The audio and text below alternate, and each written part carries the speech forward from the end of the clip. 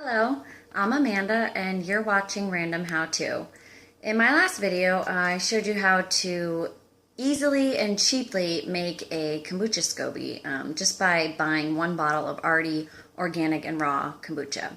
So now I'm going to move on and show you how to make your first gallon of kombucha either using the SCOBY you've grown over the past week or by simply using an already bought bottle of kombucha as well. So in the last video, I showed you how to grow the SCOBY first by using a store-bought bottle.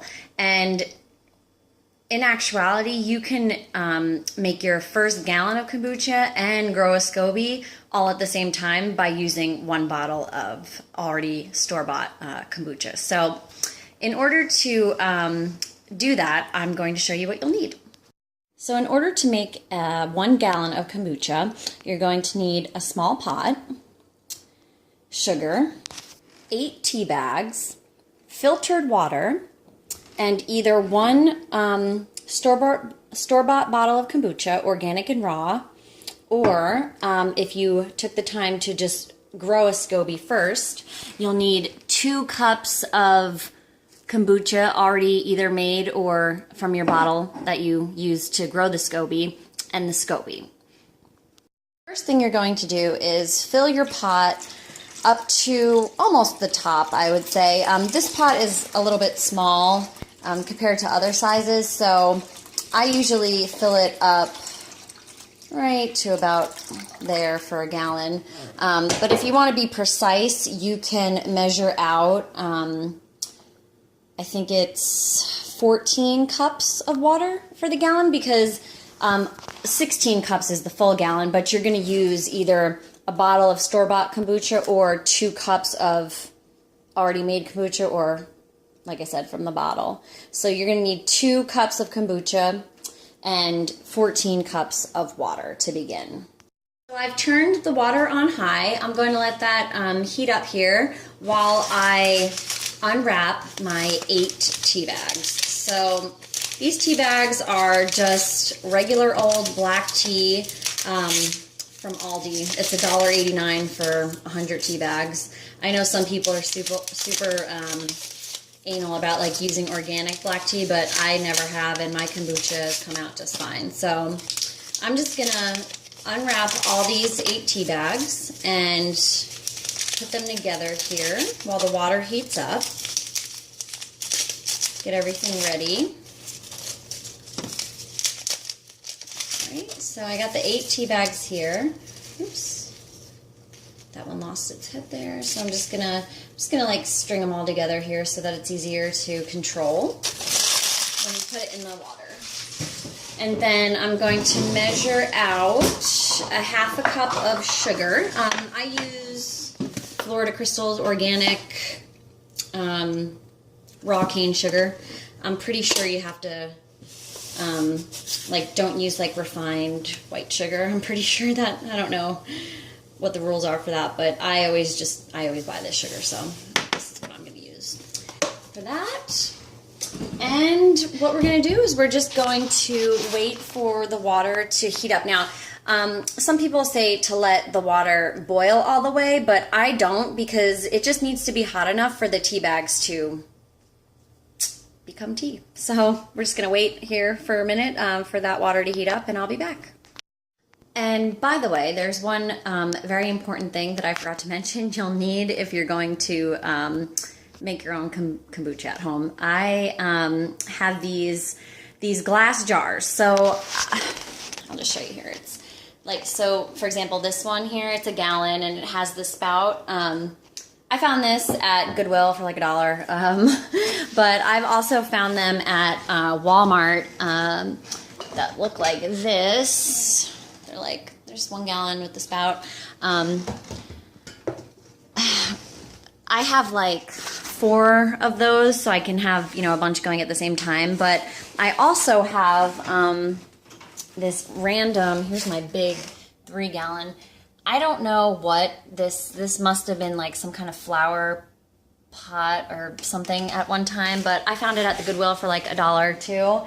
And I thought, well, I could probably use that for kombucha. So I've been making 3 gallons at a time in that big glass jar thing.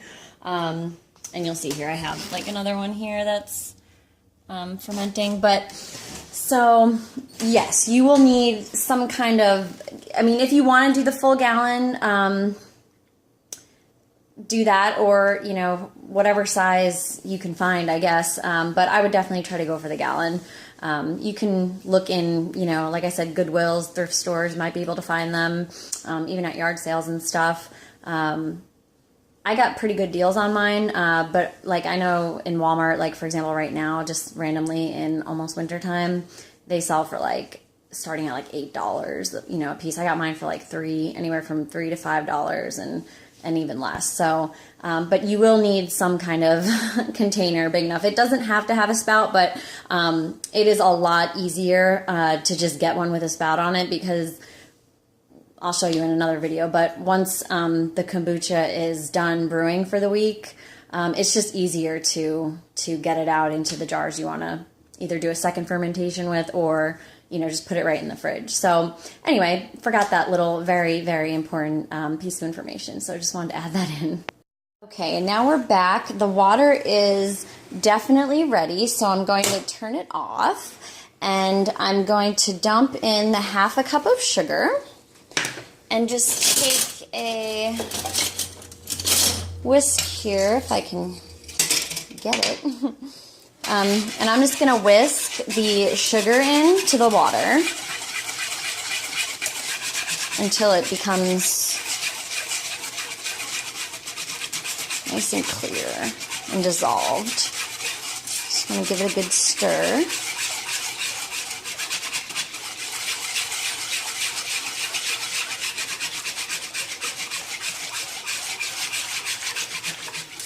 Alright, so that's pretty good there. And what I'm going to do is I'm going to take the jar that I'm going to be using, and I'm going to put it in the sink here, and I'm going to take, you don't have to do this, obviously, but I just do it just for some extra, so I don't, you know, spill too much. I just put one of these little thingies here to dump the water in with. So I'm going to be right back with the water. So I've got this water here, and I'm just going to carefully dump it into the jar.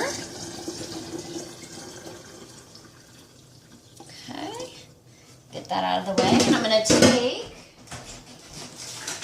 the tea bags and just dip them in until they get nice and settled.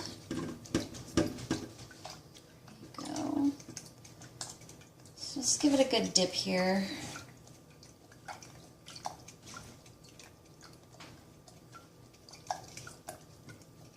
So once that's in there all the way, I'm just going to take the cover of the jar and just set it over it. It's almost winter here, so I'm not really too worried about fruit flies, but I would definitely make it more secure if it was still summer. So I'm just going to put the jar here to the side. So you're just going to let this sit here with the tea bags in it for a while. If it's winter time, by the end of the day, you should be able to take the tea bags out, but if it's really hot, it's probably going to take a while to cool off. And what you're going to do is you're going to wait for the liquid to cool off to 85 degrees or less. And then what we're going to do is we're going to dump in that SCOBY and the 2 cups of kombucha. Or if you're just using the bottle of kombucha, we're going to dump that in. Okay, so when your liquid gets cooled off enough, I have like one of those digital thermometers that tell you the temperature, but you don't necessarily need that. Like it's hot right now because we just did this, but once it cools off enough, you are either going to dump 1 whole bottle of store-bought kombucha, organic and raw, into this gallon, and then what you're going to do, of course, you're going to take the tea bags out first. But once you dump this in, you're going to take a cloth like we talked about, either like a dish towel or this is an old t-shirt, some kind of cloth to cover it. and you're going to cover your gallon up here and securely fasten it with the rubber band. And you're going to do the same exact thing as if you were making a SCOBY. You're going to put this whole entire gallon in the pantry, and you're just going to let it sit for at least 7 days, no matter the weather or time. And then what will happen is by the end of the week, the gallon that you made, see how dark it is? It's going to turn into this color by the end of the week. And it will also have formed a new SCOBY on the top. So that's how, like I said, you can actually make your first gallon of kombucha and grow your own SCOBY, like all at the same time. You don't even have to grow the SCOBY first. So, and the way you would do that is follow the steps to make the gallon with the tea, dump in the 1 bottle, and then cover it and let it sit for a week, and it'll do the exact same thing as if you were just making a SCOBY. Now, if you're past that and you already have a SCOBY, instead what you're going to do when this cools off is you're going to take your 2 cups of kombucha with your SCOBY and just dump that in and do the same thing. Cover it with the cloth and the rubber band, put it in the pantry or somewhere dark for 7 days, and the same exact thing will happen. The SCOBY will most likely remain at the top, and it'll actually grow a new SCOBY on top of the SCOBY. So you'll always have a SCOBY after that. So yeah, that is pretty much it.